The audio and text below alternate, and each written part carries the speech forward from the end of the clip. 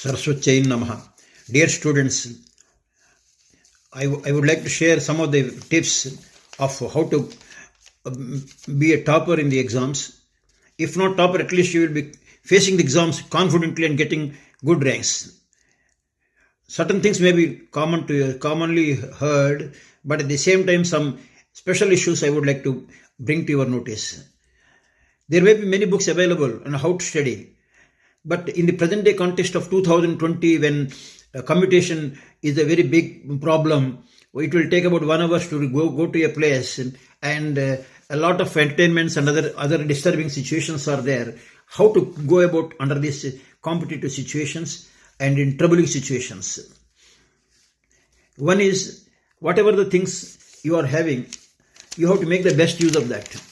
You cannot complain about the parents or the parents or the teacher. At the end of the day, your environment plus your willpower, it matters. You may think the toppers are toppers. I cannot be a topper like that. It's not necessarily. Even you can become one of the toppers, provided you know certain of the tips which I can have it. One is, they have planned. Everything is a matter of meticulous planning, not just some kind of planning. It's a perfect planning. But one perfect planning, honestly, to suggest regular study. There is nothing like the regular study. At the end of the day, you won't have any confusion when the final exams comes. That is very clear. I was having a lecturer of the 7 subjects. One lecturer was conducting weekly tests. And with the result, we were really regularly going for the test. With the result, in the end of the final year exam, let it be a public exam or any, we were going confidently because we were through. In the valedictory speech, I was telling, this is the only lecturer who was conducting regularly, and with the result, we are confident of facing the exams of that particular subject. Let others also do the same thing. That is the suggestion I gave in my valedictory speech as a student. Then, planning is an essential thing, no doubt. How to plan? Everybody says, parents go on telling, teachers going on telling, study. But how to study? Nobody is telling. Okay, plan. How to plan? The plan is to be done in such a way. Suppose you are doing regular study, no problem. In the last 2 months, preparation for the public exam is very crucial. I noticed it. The time limited in the, let us say, 30 days are there. You have to allocate time to different subjects which you have got. You, within that, say, let us say 5 days for botany, 5 days for zoology, 8 days for chemistry, example, and keep a gap of 4 or 5 days, a blank one, so that any unknown problem will come, or when you are not in a position to complete a subject within the prescribed time which you thought you can complete, that you can take care of in this buffer time. Then, within the allotted time of the same particular subject, let us say you have taken botany for a particular 3 or 4 days. Continuously from morning to evening, you cannot read botany and you get bored, is it not? The mind gets exhausted of the same subject kind of things. So in between, you like chemistry problems, for example. For 10 minutes, you keep a chemistry book also side by side and try to solve chemistry problem, because it was mentioned the brain wants a change of activity also to become active. So that way, that is one way of reducing the strain. Another is, of course, cup of coffee and tea in between every 1.5 hours you can have it. That is a normal thing to mental gluttony, what they call it. You can avoid it by having a hot drink also. And my honest suggestion is going in a open air and doing a kind of double breathing and open deep breath. If you do it, that your energies will be going up. That is one thing. I had the opportunity to study how the toppers were making preparation when the newspaper fellows were interviewing the toppers. In the last 10 years, I have noticed one common thing, which all of you know: sincerity, hard work, planning, all those things are in its place. Many people, mostly they have sacrificed the entertainments and they got into that. But I was surprised. One Nagpur girl who topped in the 10th class, she told, I was seeing 1 or 2 serials in the TV, but in the advertisement when it comes, I was keeping my notebooks readily And advertisement, I know what type of advertisement come, it is a routine, it comes. At that time, I was concentrating on my subject. But that is an exceptional, it looks to me. But because once you look to the TV, one or other diversion will keep on coming, breaking news, there won't be any breaking, but it keeps you logged to that particular TV. So that is better to avoid. That is one aspect I wanted to highlight. You have to analyze what type of subjects are difficult to you and what not. If subject is very difficult, my honest way is underlining a book, taking a good guide will not help you. Underlining a book, what happens is you think that you got the book, but when you write a particular point of that particular thing in your own way, that will be registered in your brain. Because when you are writing, what happens is your hand is moving, the nerves will go and register in the brain. That is what the people say, reading maketh full man, writing maketh exact man. That is what the issue you have to keep it in mind. How to read also I would like to mention. Sometimes for every student depends upon his IQ capabilities, but I keep a general issue of the subject. When you read a difficult subject in the beginning, you feel you are not getting to that particular one. You read loud. In an undisturbed environment, you pick it up, read loud. And you may not get anything to that, but sound vibration is going a little, 10% you may get it. Second thing, a little lesser sound, but read little slowly, trying to absorb what the subject is. Then about 30% it will come and you feel that you got some idea about the subject. Third reading, you think you have got it. Fourth reading, I think you are comfortable, you are in a position to reproduce it. You feel, I have something, I can do it. But I challenge you, you take a pen and paper and try to write down. You will not be in a position to do only 30% of what you have read, you may be in a position to do it. So your feeling that you got the subject is different and your actual position is different. So that is what it matters. So I suggest one thing, a spiral notebook, small one, you keep it with you with a pen, and some points you write down and keep it with your main points, and then you can refer it to now and then. That becomes your valuable guide. One more thing is time management. Time management is an essential aspect to all of you, but you should know it. I have a solution. While going in the train also, it may take 1 hour to go to the other destination, or in the bus. This spiral notebook with all the notes, that will definitely help you to go through that. When you are reading also, slowly trying to assimilate that particular subject, that will go into your brain. Suppose you are in a train or a bus, we are not having anything, you try to recollect of the subjects which you have found it difficult, so that your mind will be in a position to remember those issues. That develops confidence. Another way is preparing charts. Preparing charts and keeping under the table will not help. These charts should be kept in the house in a prominent place where you are dressing or combing or doing any other, brushing the teeth also, any kind of things, you keep it there, and whenever you get time you have a look at the chart, so that the difficult part of the chart which you are finding otherwise difficult, it gets registered in your brain. I used that method very effectively. Another thing is a matter of interest. The interest is the thing that you have to develop yourself. Interest, for example, I would like to mention this case. When I was doing MHRM, Master's Degree in Human Resource course, 1 month was left out to me. I was in a bank, a very difficult time. I had family also. There is no time left out for me to study. In those days, way back 15 years back, I was referring, one rupee newspaper was available daily. I was reading in the train. In those days, the stories of the Mukesh Ambani and Anil Ambani, they were fighting after the demise of their father for the properties. A lot of discussion was going on. We were reading it, and after going to the office, we were discussing about the same subject with like-minded people for 1 hour. Then on the fourth day, like Buddha, the wisdom dawned on me. When I can remember all these 5 big pages of the paper and can reproduce and discuss with my colleagues, why can't I do for my subjects as well? Then I got confidence of myself and got my human resources subjects, and I wrote on a piece of paper already, small spiral book, and I was reading it in the train, and with the result, I have got through the exam in a colorful way. Another issue, environment matters.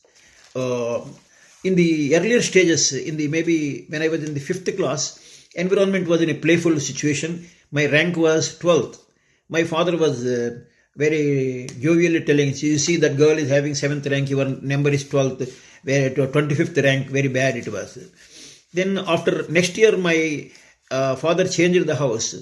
This time, one or two toppers were there as my neighbors. One day, I have collected a notebook from one of the topper. I wanted to return to him at 8 o'clock. You know, in those days, we were taking good food and sleeping as a student, a young student, at 8 o'clock itself, going to the bed. That day, when I went there, 8 o'clock, to hand over the notebook which I got it from him, the topper boy was sitting in a place and writing, and his father was also helping him. So I noticed for 1 hour extra he is reading in the night while I was sleeping. That extra hours of study that made him a topper. That is one thing you can't brush it aside. The hard work definitely pays. Then onwards, with the influence of that particular environment, my rank changed to 7th from 12th. This is one aspect I wanted to bring to your notice. One more thing is, you should not concentrate on one subject only and trying to get more marks in that particular one. It so happened, one case I would like to mention. In the degree,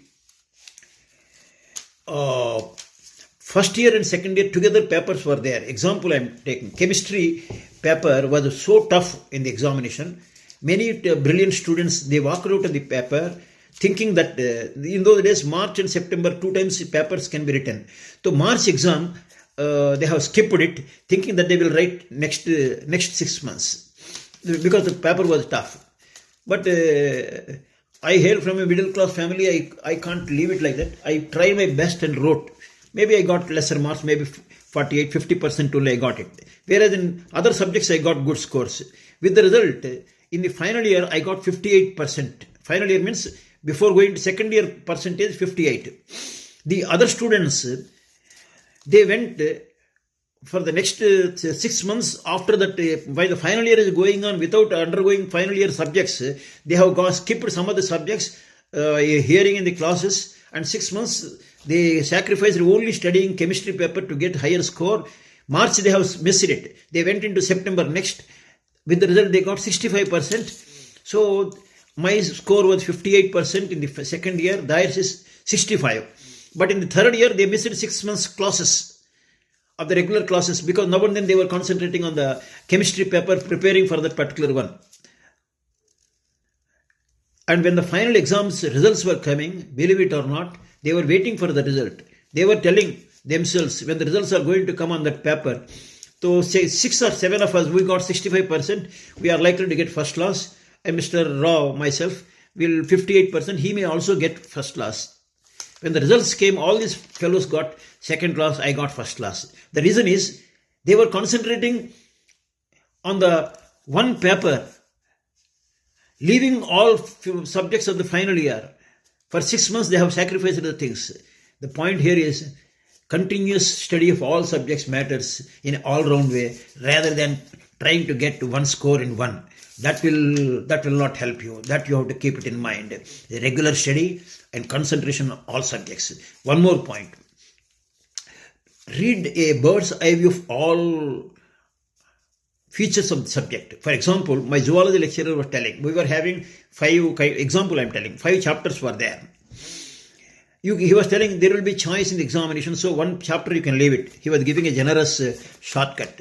In those days, for example, it is worthwhile to share with you fishes, reptiles, then mammals, kind of things were there, 4 or 5 animal groups. So as somebody is leaving frogs, somebody is leaving mammals, somebody like that. But in the examination, I was reading all 4 I have read it strongly. One, a bird's eye view had a look. In the examination, it so happens, suddenly the examiner changed the mode of questioning. He asked, compare and contrast all the 5 classes. The fellows who have not read one particular class, they were not in a position to compare.